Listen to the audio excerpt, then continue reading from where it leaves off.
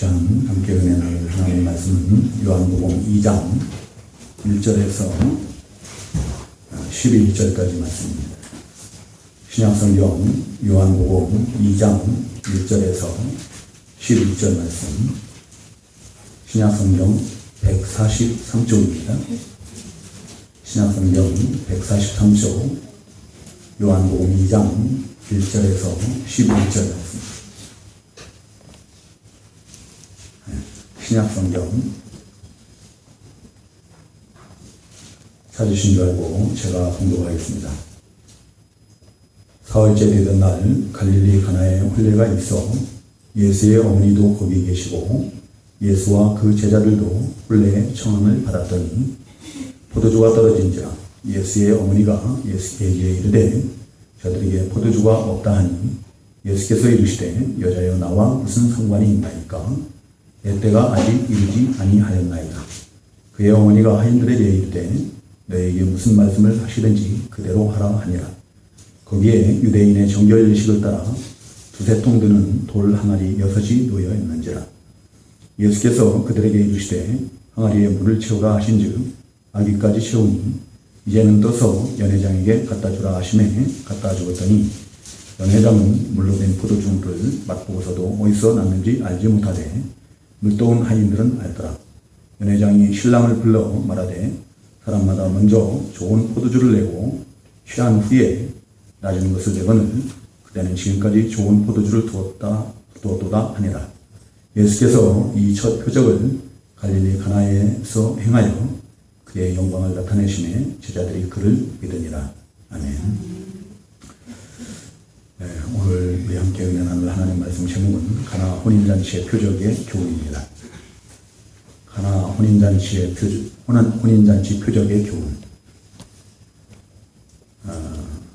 오늘은 특종을 하나 하지 않고 좀 전할 말씀이 많아서 그대로 좀 전하도록 하겠습니다. 오늘 이 본문 말씀은 예수님께서 행하신 첫 번째 표적으로 우리에게 잘 알려져 있어요. 그 11절에 보면 예수께서 이 표적을 갈릴리 가나에서 행하였다라고 이렇게 증거하고 있죠. 예수님께서 사역을 시작하시고 난 다음에 처음으로 행하신 표적이 바로 가나 혼인잔치에서 물을 포도주로 변하게 한 표적입니다. 이제 다음 주면은 추수감사절인데요. 우리가 이 본문 말씀을 통해서 좀 감사의 조건들을 찾고 진실된 마음으로 추수감사절을 맞이했으면 좋겠습니다. 본문을 통해서 주시는 그 교훈에서처럼 우리의 심령이 변화되는 그런 모습으로 우리가 성례식에 참여하고 하나님께 영광을 돌려드렸으면 하는 그런 간절한 소망을 가지고 이 시간 함께 은혜 나누고자 합니다. 네, 이 본문 말씀의 배경은 그 1절, 2절에 나와 있는 것처럼 우리 예수님께서 사역을 시작하시고 또 제자들을 부르신 후 사흘째 되는 날 가나 혼인잔치에 초청을 받습니다. 초청을 받았을 때 거기에 우리 주님께서 가셨을 때 거기에는 그 자리에는 그 모친 마리아도 함께 계셨다라고 이렇게 증거를 하고 있죠. 근데 문제는 그 잔치가 끝나기도 전에 잔치가 한참 진행 중이에요. 손님들이 계속 밀려들고 있는데 꼭 있어야 할 그 유대인들에 있어서는 그 잔치에 빠져서는 안 되는 것이 바로 포도주거든요. 근데 그 포도주가 다 동이 난 거예요. 다 떨어져 버린 거예요. 참 난감한 일이 아닐 수가 없어요. 손님들은 초청해놓고 잔치는 한참 지금 진행 중인데 꼭 있어야 될 그 잔치 음식인 포도주가 떨어졌으니까 그 잔치와 관계된 자들이 얼마나 난감하겠습니까? 또 손님들은 또 어떻겠어요? 손님들도 뭐 민망하기 짝이 없죠. 이제 근데 우리가 이 세상을 살다 보면은 우리가 전혀 예단하지 못한 그런 난감한 일을 만날 때가 많이 있다라는 거예요. 그런 난감한 일을 만날 때 우리들은 그 일들을 어떻게 해결하는가? 이 자리에 계신 우리 성도님들은 어떻게 해결하시겠어요? 그런 일을 만나면 어떻게 해요? 대부분의 사람들은 사람의 방법으로 그 문제를 해결을 하려고 하거든요. 아마 마리아 외에 다른 사람들은 그랬을 것 같아요. 바로 이웃집에 있는 포도주를 이웃 쪽으로 달려가서 꼬아온다든지 빌려온다든지 그런 방법으로 문제를 해결하려고 했을 것 같아요. 근데 오늘 이 본문을 통해서 우리에게 주시는 교훈은 그런 모든 문제를 우리 주님께 가지고 나가라는 거예요. 우리 주님께 가지고 나가면은 그 문제가 해결된다는 겁니다. 그 포도주가 떨어졌을 때 그 포도주가 떨어진 그 사실을 예수님께 고한 자는 바로 마리아 뿐이죠. 마리아는 왜 그 사실을 아들인 그 예수님께 구했을까요? 구한 이유가 뭘까요? 마리아는 예수님이 누구인지를 이미 알고 있지요. 어떻게 알고 있어요? 가브리엘 천사를 통해서 잉태할 때 네가 낳을 그 아들은 누구예요? 지극히 위대하신 하나님의 아들 그리스도라는 얘기예요. 메시아라는 하나님의 아들이시라는 구주라는 거예요. 그리고 동방박사들이 와서 그 메시아에게 경배하는 것처럼 경배를 하고 또 하늘의 천군 천사들의 계시를 받은 그 양치는 목자들이 와서 그러한 사실들을 그 모친과 그 부친에게 얘기를 해주고 그러죠. 그리고 예수님이 12살 어린 나이에 그 절기를 지키러 성전에 갔다가 혼자 성전에 남아가지고 그 성전에 남아있는 자들과 함께 나누는 대화 이런 것들을 마리아는 마음에 두고 있었어요.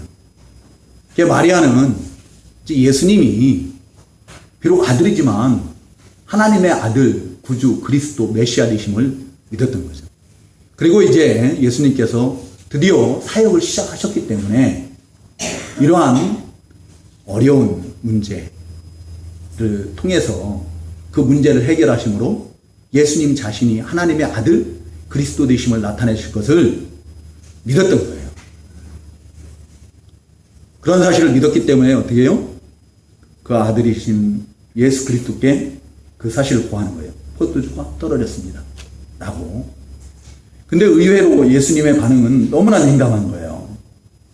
예수님께서는 4절에 보면 뭐라고 말씀하십니까? 예수께서 이르시되 여자여 나와 무슨 상관이 있나이까? 내 때가 아직 이르지 아니하였나이다. 라고 이렇게 너무 냉담하게 반응을 하죠. 예수님께서 이렇게 냉담하게 반응은 혹시 우리 어린 학생들 이거 오해하면 안 됩니다. 여자여라고 했다고 해가지고 예수님이 어머니도 못 알아보는 그런 버릇없는 그런 사람으로 생각을 하면 안 돼요. 여기서 여자라는 것은 성경에 보면은 예수님께서는 모든 여인들을 가리켜서 다 여자라고 이렇게 호칭하는 걸 볼 수 있어요. 여기에 여자라고 이렇게 번역이 되겠지만 이것은 그 당시에 여인들을 가리키는 모든 호칭으로 이렇게 우리가 생각을 하면 되겠고요. 그리고 예수님의 모친이지만 그 마리아도 똑같은 구원의 대상자일 뿐이에요. 구원의 대상자일 뿐이지 섬김의 대상이 될 수가 없습니다. 예수님을 통해서 구원받아야 될 구원의 대상자라는 것을 의미하는 거예요. 근데 지금 가톨릭에서는 어떻게 해요? 마리아를 마치 신격화해가지고 하나님의 어머니 정도로 이렇게 생각을 하고 있어요. 하나님 어머니 정도로 이렇게 생각을 하고 조금 있으면 이제 그렇게 아마 주장을 할 겁니다. 그 길로 가고 있어요. 자, 그런데 이제 예수님께서 그렇게 냉담하게 아직 내 때가 이르지 아니하였나이다 라고 이렇게 말씀하시는데 이것은 아직 예수님께서 그 표적을 행하실 때가 하나님이 정하신 때가 안 됐다라는 거예요. 하나님께서 허락하신 그 표적을 나타내실 때가 안 됐다라는 거죠. 그냥 물을 포도주로 변화시켜 가지고 예수님이 그 메시아 되심을, 하나님의 아들 그리스도 되심을 나타낼 그런 표적을 나타낼 때가 아직 안 됐다라는 거예요. 예수님은 비록 그 모친의 부탁이지만 오직 아버지의 뜻대로만 행하시는 분이거든요. 그 보내신 하나님의 뜻대로만 행하시는 분이시기 때문에 그 모친의 부탁에도 불구하고 아직 내 때가 이르지 아니하였습니다. 잠깐의 차이예요. 불과 몇 분일 수도 있고, 불과 뭐 1시간, 뭐 30분, 뭐 이 정도의 차이일 수도 있고 그렇거든요. 그렇지만 우리 주님께서는 정확하게 하나님 아버지께서 정하신 그때, 허락하신 그 시간까지 우리 주님 마음대로 막 하시지 않는 거예요. 아버지의 뜻대로만 하나님께서 정하신 때, 그때 움직이시는 거예요.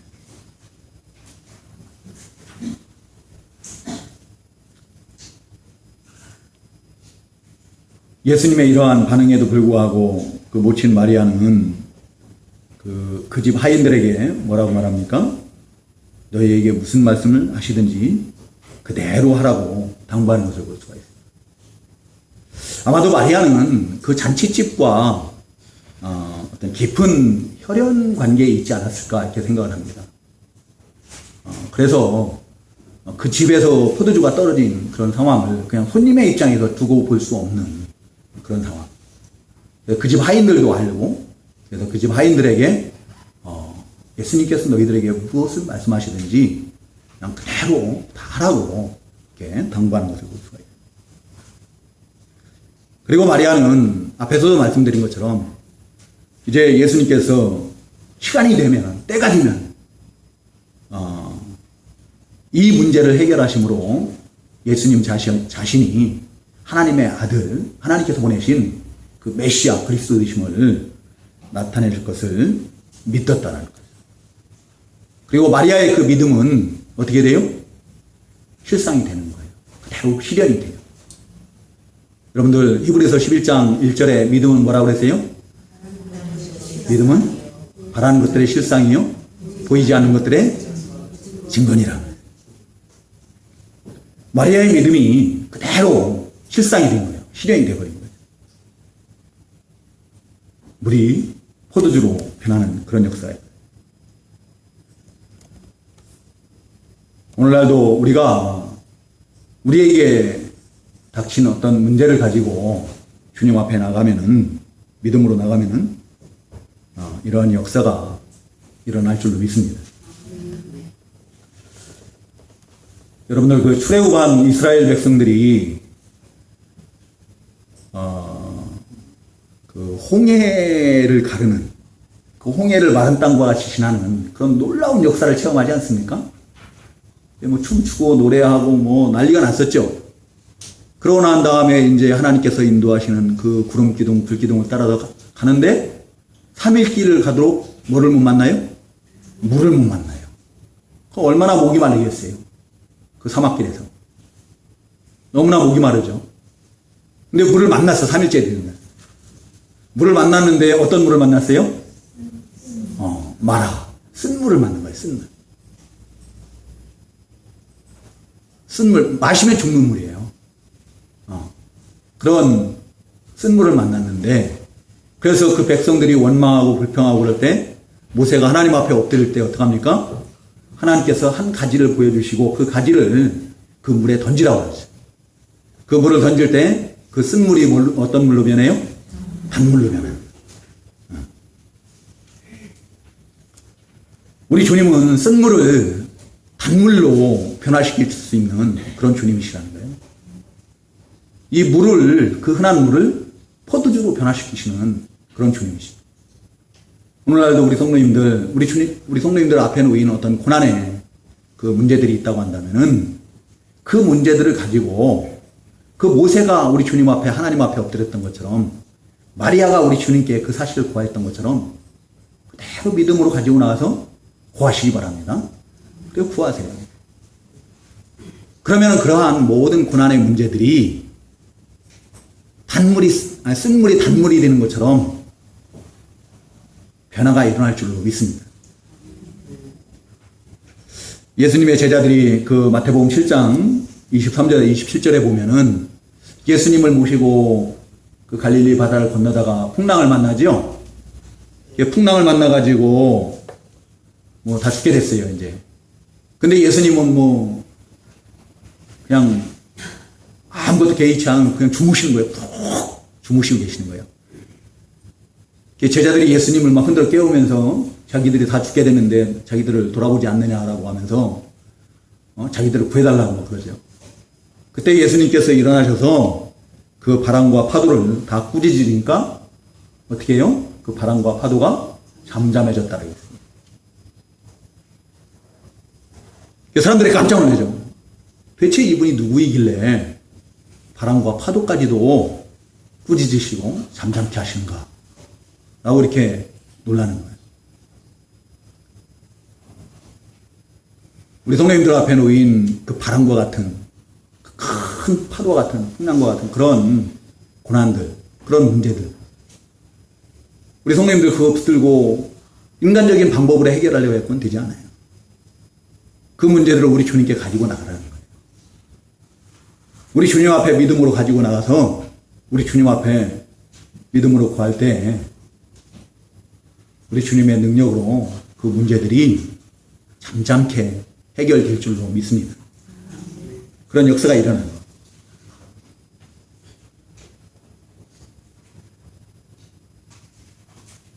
그 주님께서는 그 마태복음 11장 28절에서 우리에게 뭐라고 말씀하셔요?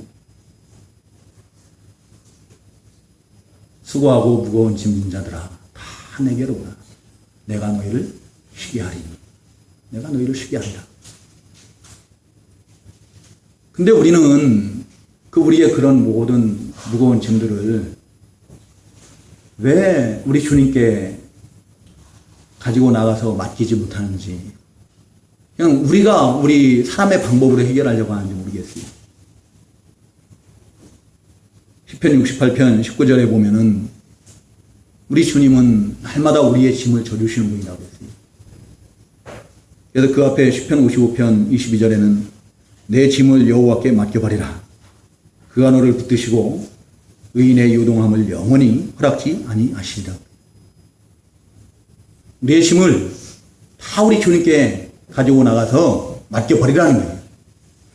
맡겨버리면은 우리 하나님께서 우리를 붙들어 주시고 우리로 하여금 요동치 않도록 우리 하나님이 주시는 그 은혜 가운데서, 그 평강 가운데서 흔들림이 없이 주님만 바라보고 나갈 수 있습니다.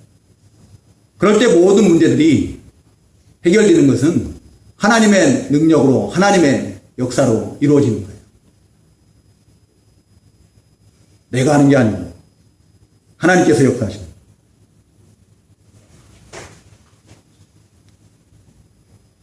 빌립보서 4장 6절에 보면 아무것도 염려하지 말고, 바울 사도를 통해서 우리 하나님께서 말씀하십니다. 아무것도 염려하지 말고 다만 모든 일에 기도와 간구로 너희 구할 것을 감사함으로 하나님께 아뢰라. 그리하면 모든 지각에 뛰어나신 하나님의 평강이 그리스도 예수 안에서 너희 마음과 생각을 지키시리라 라고 말씀합니다. 우리 성도님들, 혹시 우리 성도님들 앞에 놓인 당면한 문제가 있습니까? 그 문제가 있으면 두려워하지 마시고 우리 주님 앞에 그 문제들을 가지고 나가시기 바랍니다.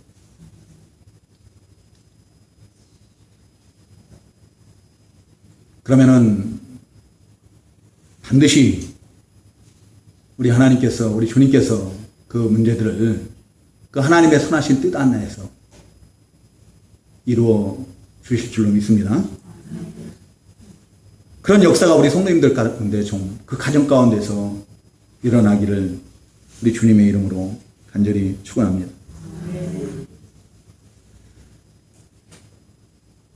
그 풍랑을 잠잠케 하시고 파도를 꾸짖고 잠잠케 하신 그 주님.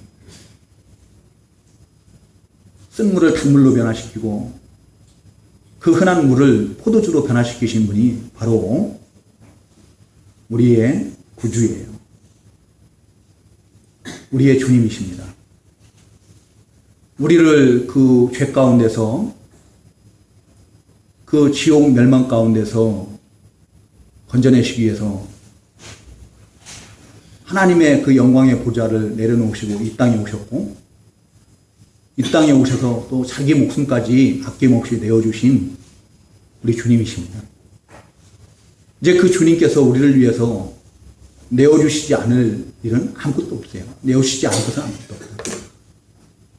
우리가 믿음으로 하나님 앞에 나가서 구할 때 하나님께서 그 모든 문제를 하나님의 선하신 뜻대로 다 이루실 줄로 믿습니다.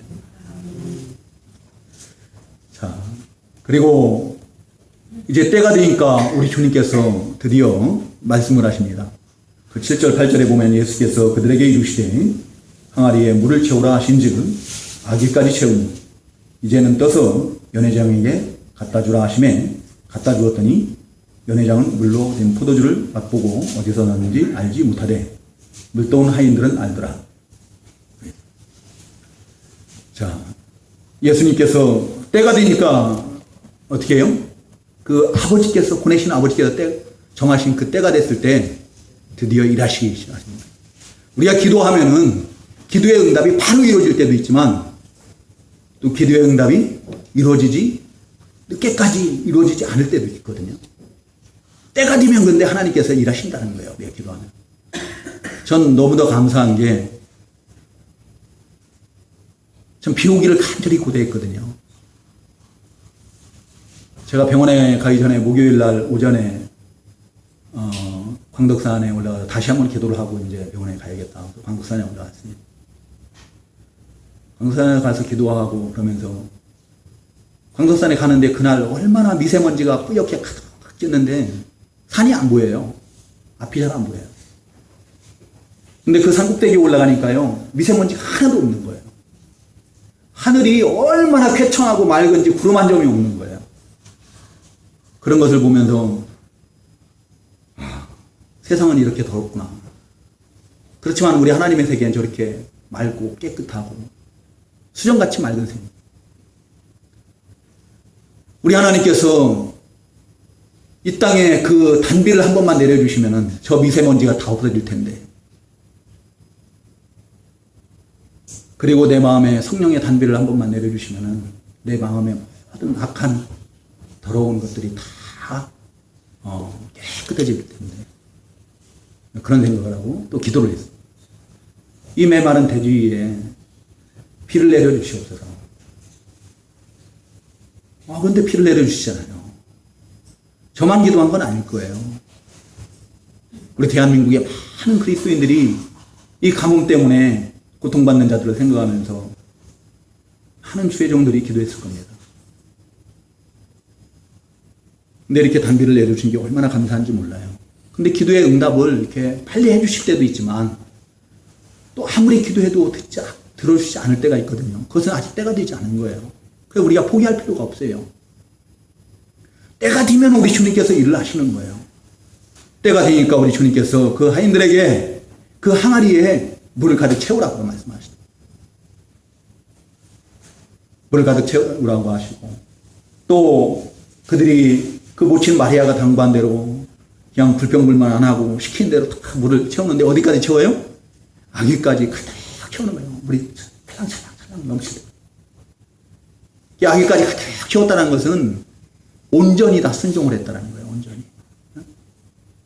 순종을 하되 끝까지 순종을 해요. 온전히 다 순종을 하는 거예요. 그리고 물을 연회장에게 떠다 갖다 주라고 그럴 때 그들이 두말 없이 그 물, 포도주를 떠다 줘야 되는데 그 물 떠다 줘야 뭐해? 그러면서 불평하면서 순종 안 하는 게 아니라 순종을 할 때 그때 놀라운 역사가 일어나요. 어느 순간인가 그 연회장이 받아 마시는데 벌써 이미 그 연회장이 깜짝 놀랄 만큼 극상품의 그 포도주로 변해 있는 거예요. 이렇게 된 데에는 그 하인들의 순종의 결과, 순종이 있었기 때문에. 그 하인들이 순종을 하지 않았다고 한다면은, 원망하고 불평하고, 그러면서 순종하지 않았다고 한다면은, 그런 하나님의, 우리 주님의 역사는 일어날 수가 없는 거예요. 여러분들, 그 두세 통 드는 돌 항아리가 있었다고 했어요. 그 항아리에 물을 가득 채웠다 했는데요. 뭐, 오늘날 같이, 뭐, 무슨, 호스를 연결해갖고 수도꼭지만 틀고 그거 하면은 채워지는 그런 형태가 아니잖아요. 그 중동 지역은 그리고 어때요? 물이 귀하고 또 우물이 멀리 집에서 떨어져 있고 그렇거든요. 보통 공동우물이고. 물을 길어오려면은 멀리까지 가서 그 물을 길어와야 되고 또 물 양도 적은 양이 아니에요. 여기에서 한 통이라고 하는 이 통, 그 원어에서 한 통은 두세 통 든다고 했는데요. 항아리 하나에. 그 한 통이 어느 정도 양이냐면은, 우리 정수기 저기 물통 있죠? 그 물통, 그게 18.9리터거든요. 제가 오늘 새벽에 일부러 확인해 봤어요. 얼마나. 근데 거기에 헬라어로 나오는 이 한 통 단위가 얼마냐면 39리터예요. 한 통이. 39리터니까 저거에 2배가 넘는 거예요. 그게 한 통이에요. 그러니까 적게는 그 무거운 것을, 여기 그 물 배달하시는 분들이 한번 전화하면은, 하나는 어깨에 메고, 하나는 여기다 들고, 끙끙거리며 여기까지 올라오는 거예요. 2층까지 올라오는 것만 해도 막 미안해 죽겠어요. 그래서 여기다 물, 여기 자기가 이렇게 엎으려고 그러면 제가 못하게 해요. 내가 갈 테니까 그냥 놔두시라고. 내려놓기만 하시라고. 그럼 무거운 물인데, 그런 물을 그 두세 통이 드는 항아리 6개에다가 가득 채웠다라는 거예요. 그 힘든 일을 갖다가 아무 원망 없이 불평 없이 순종할 때 그러한 놀라운 역사가 일어납니다. 그리고 연회장에게 떠다 주라고 할 때도 그냥 원망 불평 없이. 그러니까 그 물 떠다 주면 뭐하나. 물 떠다 주면 뭐하나. 안 떠다 주면 안 되는데 떠다 준 거죠. 떠다 주라고 하니까 그냥 바로 떠다 준 거예요. 순종한 거예요. 순종했더니 놀라운 역사가 일어난 거죠. 우리가 순종하는 데 있어서 그냥 순종을 하다 말으면 안 돼요. 순종은 끝까지 하는 게 순종인 거예요. 어? 우리 성도님들 사울왕 잘 알잖아요. 사울 왕이 아말렉을 갖다 진멸하라는 그런 명령을 받고 나가서 전투를 하긴 하는데 생명 내놓고 가서 전투를 하죠. 그 승리하잖아요. 근데 온전히 순종을 안 한단 말이에요. 온전히 순종하는 것이 순종이지 그냥 하다 말다 그냥 그건 순종이 아닌 거예요. 온전히 순종할 때 하나님의 역사가 일어나는 거예요. 끝까지 순종하는 거예요. 여리고성이 어떻게 무너지나요? 하루에 한 바퀴씩 돌으라고 그러죠. 엿새 동안. 그리고 마지막 7째 날에는 7바퀴를 돌아야 돼. 근데 이스라엘 백성들이, 온 모든 백성들이 하루에 한 바퀴씩 그걸 돈다는 게 참 힘든 일이거든요. 언약궤를 메고 아무 말도 안 하고 그냥 그 큰 성을 돈다는 게 이렇게 보통 일이 아니에요. 근데 마지막 날에 7바퀴를 돌아야 돼요. 근데 6바퀴를 돌고 7바퀴를 도는데 아무런 변화가 없는 거예요. 7바퀴를 도는 걸 마쳤는데도 아무런 변화가 없죠. 근데 마지막에 그 제사장들이 기드온의 명령에 따라서 양강나팔을 불고 외치라고 할 때 온 백성들이 함께 소리를 함께 합쳐서 외칠 때 어떻게 해요? 그 성이 와라라 무너지고 그 성을 정복하게 되는 거예요. 온전히 끝까지 다 순종할 때 하나님의 역사는 일어나는 거예요. 아람의 군대 장관 나아만이 문둥병이 걸려가지고 그 병을 고침받고자 엘리사 선지자를 찾아오잖아요.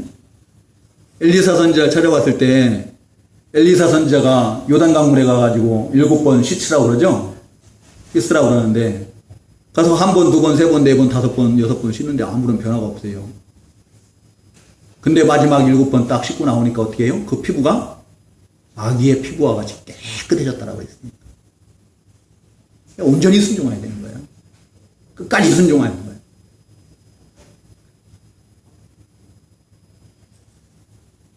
엘리사 선지자가 엘리야 선지자를 따라가면서 갑절의 영감을 구하지 않습니까? 근데 어떻게 해야 된다고요? 끝까지 따라야 돼, 끝까지. 정말 끝까지 따라간 결과 어떻게 했어요? 엘리사 선지자에게 갑절의 영감이 임하는 거예요.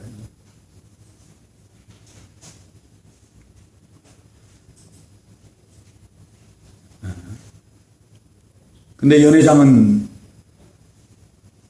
그 9절에 보면은 물로 된 포도주를 맛보고도 어디서 났는지 알지 못했다고요. 그렇지만 누구는 알아요? 물도온 하인들은 알더라고요. 물도온 하인들은. 순종해서 그 역사를 체험해 본 자만이 그것을 알 수가 있는 거예요. 그 요한계시록 2장 17절인가요? 거기에 보면은 이기는 자에게는 감추었던 만나를 주고 흰 돌을 줄 터인데 그 돌 위에 새 이름을 기록한 것이 있더니 받는 자 밖에는 그 이름을 알 사람이 없느니라. 받는 자만이 아니에요. 받는 자.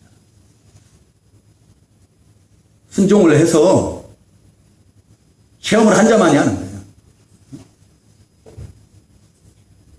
우리 성도님들 하나님의 말씀을 그대로 믿고 순종을 하세요. 순종을 하는데 좀 온전히 순종을 했으면 좋겠어요. 끝까지 순종을 했으면 좋겠어요. 그래서 하나님의 놀라운 그 능력의 역사를 좀 체험하시고 변화되는 우리 성도님들의 심령이 변화되는 또 삶이 변화되는 그런 역사가 있기를 우리 주님의 이름으로 축원합니다. 이제 우리 주님께서 역사하실 때 일하실 때 그 물이 귀한 그 포도주로 변화되는 것을 볼 수가 있습니다. 우리 인생들도 마찬가지예요. 우리 인생들도 우리 주님께 기도하고 또 그 주님의 말씀에 순종을 하면은 우리가 변화된다는 거예요. 변화되는데 성경은 이미 그 예수님을 물을 포도주로 변화시킨 그 예수님을 믿고 영접한 자마다 하나님의 자녀가 되는 권세를 얻었으니 권세를 얻었다라고 신분상의 변화가 이미 있음을 증거하고 있습니다. 어디에 나오죠? 에? 요한복음 1장 12절에 나오는 말씀입니다. 영접하는 자, 곧 그의 이름을 믿는 자들에게는 하나님의 자녀가 되는 권세를 주셨으니 하나님의 자녀이면 또한 후사, 곧 하나님의 상속자, 그리스도와 함께한 상속자. 로마서 8장 17절에서 증거하고 있습니다. 그래서 사도 바울은 그 빌립보서 3장 20절에서 우리의 시민권은 하늘에 있다라고 그래요. 우리는 이미 천국 시민권자들이 된 거예요. 우리의 신분은 이미 변화되었습니다. 우리가 세상에 속한 자들이 아니고 땅에 속한 자들이 아니에요. 그리스도께 속한 하늘에 속한 자들, 천국 시민권자들.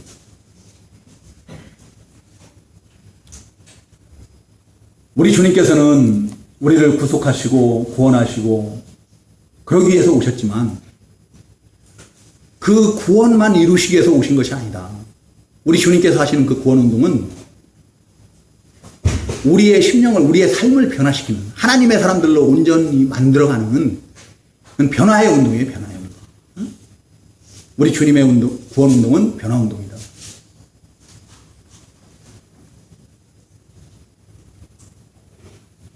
이제 우리가 신분상의 그 하나님의 법에 따라서 신분상의 변화를 얻은 자들이지만 우리가 그 신분을 얻었다면 이제 이 세상에 살아가는 동안에도 그 신분에 맞는 그런 삶을 살아야 된다는 거예요. 우리의 삶이 그러한 변화를 가져와야 됩니다. 근데 우리가 그러기 위해서는 어떻게 하는가 하면은 빨리 기도해야 돼. 기도하고 또 하나님의 말씀을 그대로 믿고 순종하는 거예요. 그러면은 변화가 있어요. 물과 포도주는 질이 달라요. 그렇죠? 물과 포도주는 질부터가 다르잖아요. 질이. 우리가 우리 주님의 말씀에 순종하고 기도하는 삶을 살고 그러면요, 우리 인생들의 그 삶의 질이 달라져요.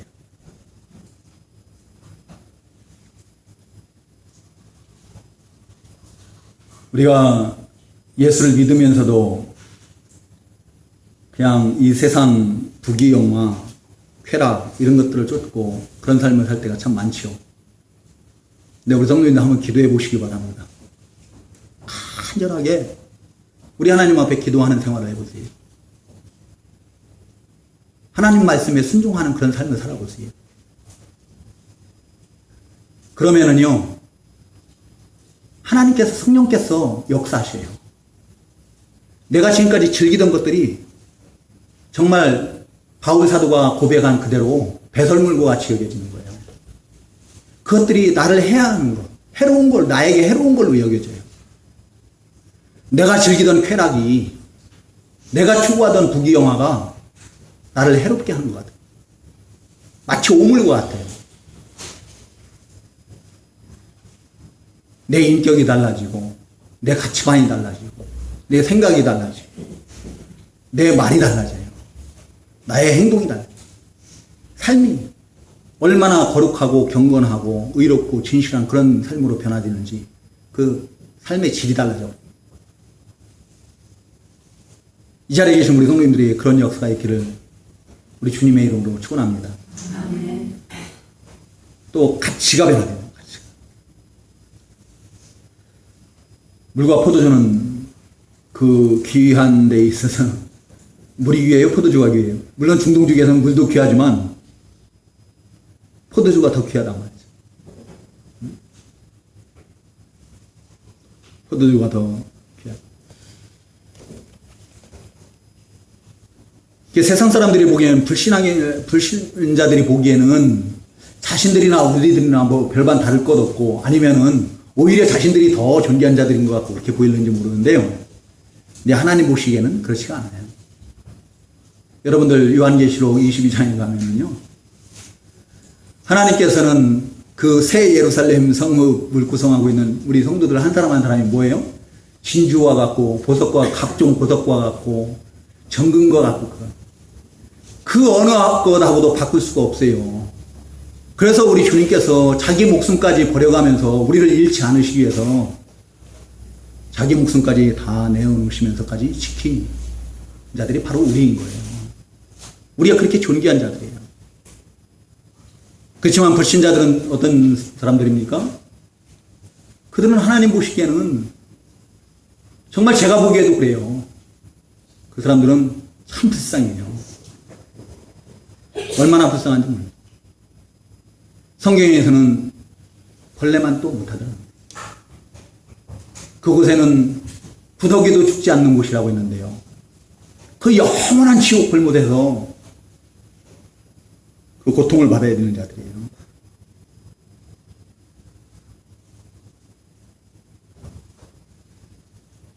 그렇지만 우리는 그 베드로전서 2장 9절에서 증거하고 있는 것처럼 우리가 택하신 족속이요. 택하신 족속이요. 왕같은 제사장이요. 거룩한 나라요. 또 뭐예요? 그의 소유된 백성이다. 하나님 보시기에는 그들과 우리는 그 가치가 하늘과 땅 차이다. 아무하고도 바꿀 수가 없는 천하보다 귀한 존재들. 그 용도가 변하는 거예요. 쓰임에 있어서 변하는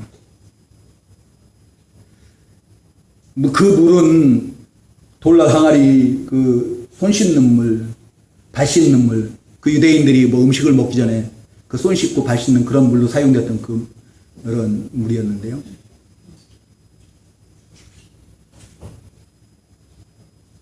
이제 그러한 물이 뭘로 변해요? 포도주로면, 포도주는 그 기쁨을 상징하는 거거든요. 잔치 음식이에요. 또 하나님의 어떤 축복을 상징하기도 하고. 우리가 기도하고 하나님의 말씀에 믿음으로 순종하는 그런 삶을 살면은 먼저 내 마음이 기뻐요. 내 마음에 그 구원의 기쁨, 구원의 감격이 충만하게 되고, 다른 사람들에게도 기쁨을 주는 그런 삶을 살게 됩니다. 더 귀히 쓰임을 받게 됩니다. 기도해 보시기 바랍니다. 하나님의 말씀을 그대로 믿고 순종해 보시기 바랍니다. 그럼 하나님께서 나를 통해서 어떻게 역사하시고 어떻게 하나님의 영광을 나타내실지 우리가 미로 짐작할 수가 없어요. 기도해 보세요. 기도하시고 또 순종하는 그런 삶을 통해서 하나님의 놀라운 그 역사를 먼저 자신부터 그 구원의 기쁨으로 충만한 그런 우리 성도님들 되시기를 우리 주님의 이름으로 다시 한번 축원합니다. 위치가 변화요, 위치. 자, 손 씻는 물, 발 씻는 물은 문 입구에 놓고 있는 거예요. 손님들이 들어오면서 그 물로 손을 씻고 발을 씻고 그러고서 이제 음식을 먹고 그러는 거예요. 근데 포도주로 변한 상태에서는 어떻게 해야 돼요? 그냥 그 자리에다가 손 씻고 물 씻는 그 자리에다 놔둬요? 아니죠. 다른 어떤 소중한 곳에 더 소중하게 이렇게 보관을 하게 될 거예요. 그렇죠? 그런 것처럼 위치가 변하고 더 귀한 자들이 되는 거예요. 귀한 자들. 귀한 자들로 쓰임 받게 됩니다.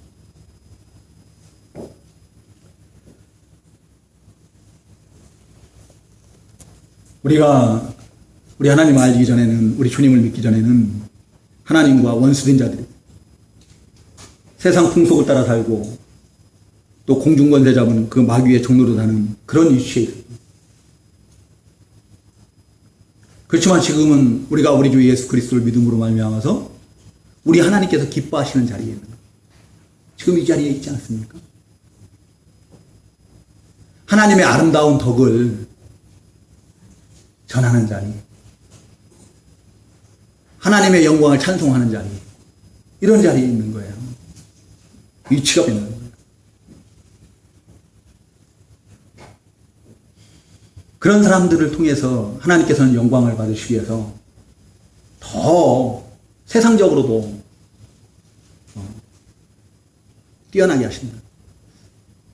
제 산기도를 마치고 그 백정군 권찰님을 좀 꼭 찾아뵙고 싶었어요. 그래서 찾아갔습니다. 그걸 찾아갔는데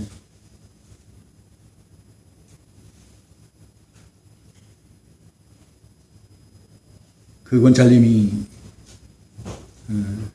그런 얘기를 하십니다.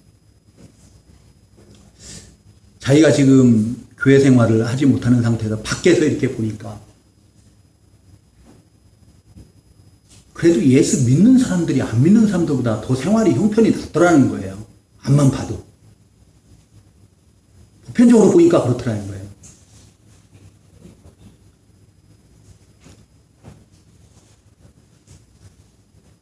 우리 성도님들이 생각할 땐 그렇지 않으시?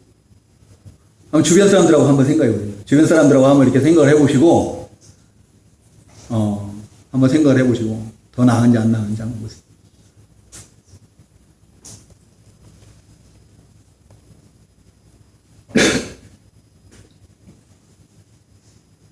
삼성 이건희 회장하고 자기를 비교하려고 그러면 안 돼요. 근데 이건희 회장보다는 제가 더 나은 거죠. 이건희 회장은 지금 의식도 없어요.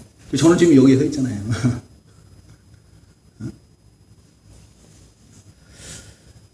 자, 그리고, 예, 위치가 변하고, 또 맛이다. 맛이, 물은 무미하죠. 맛이 없다라고 해야 되나요? 뭐, 맛이 없는 게 아니라, 물이 맛있다고도 하는데요. 이, 물하고는 또 비교할 수 없는 이 포도주는 달고, 맛있습니다. 성도가 우리가 믿음의 삶을 살 때, 기도하는 삶을 살 때, 하나님의 말씀이 송이꿀처럼 달고 맛있다는 거예요. 또 쓴 물이 단물로 변합니다. 쓴물이 단물로 변화되는 것처럼 우리에게 닥친 고난까지도 시편 119편에서 그 고백하는 것처럼 유익이 돼요. 유익. 걔 인생이 어떤 그 인생을 살아가는 맛이 달라요. 인생 살아가는. 우리 성도님들 고난을 당하면 그냥 아이고 내가 예수 믿는데 왜 이런 고난이 올까 그렇게 생각이 돼요? 정말 제대로 고난을 당하면은 그 고난 가운데서 우리 주님을 붙들게 되고 주님을 만나게 되고 그 고난의 이유가 뭔지를 알게 돼요. 그리고 자기를 다 내려놓게 되고 정말 우리 주님을 위한 우리 주님이 원하시는 그런 삶을 살게 됩니다. 그러면은 그 삶의 맛이 달라진다. 분명히 달라져요. 세계 변화가 있어요. 세 개. 마지막입니다. 네, 마지막. 길다고 불평하지 마시고 이제 마지막입니다. 세계 변화가 있다. 물은 무색무취하지만 포도주는 색이 붉고 아름답고 그렇습니다. 우리 성도들이 믿음을 지키는 삶을 살면은 그 내면의 인격이 얼굴로 나타나는 거예요. 얼굴에 나타나. 어떤 얼굴로 나타나요? 선하고 의롭고 신실하고 경건하고 거룩해 보이고 막 그러는 거예요. 누가 그랬어요? 다니엘과 세 친구. 열흘 동안 채식만 했는데 물과 채식만 했는데도 그 왕의 진미를 먹은 자들보다 얼굴이 더 윤택하고 아름답고 그랬다고 했죠. 소년 다윗이 그러지 않았나요? 얼굴이 붉고 용모가 뛰어났다. 잘생기고 막 뭐 장동건 같이 생겼다는 그런 얘기가 아니에요. 그 내면의 그 믿음, 경건, 거룩함 이런 것들이 그 언행이나 행동 모든 것들을 다 통해 나타나는 거예요. 그런 것을 의미하는 거예요. 아름다워. 사람들이 보기에 너무나 저 사람은 아름답고 경건해 보이고 의로워 보이고 선해 보이고 진실해 보이고 거룩해 보이고 그러는 거죠. 그런 걸 의미하는 거예요. 그런 변화가 나타나요. 요셉이 용모가 아름다웠다고 했잖아요. 요셉이 정말 장동건같이 뭐 그렇게 잘생긴 그런 것이 아니라는 거죠. 요셉이 하나님 앞에서 하나님의 말씀에 순종하는 그런 삶을 살 때 그런 것들이 외모로 풍겨지는 거예요. 아, 저 사람 감히 범접할 수 없는. 아, 진짜 믿을만 하구나. 그런 사람으로 믿은.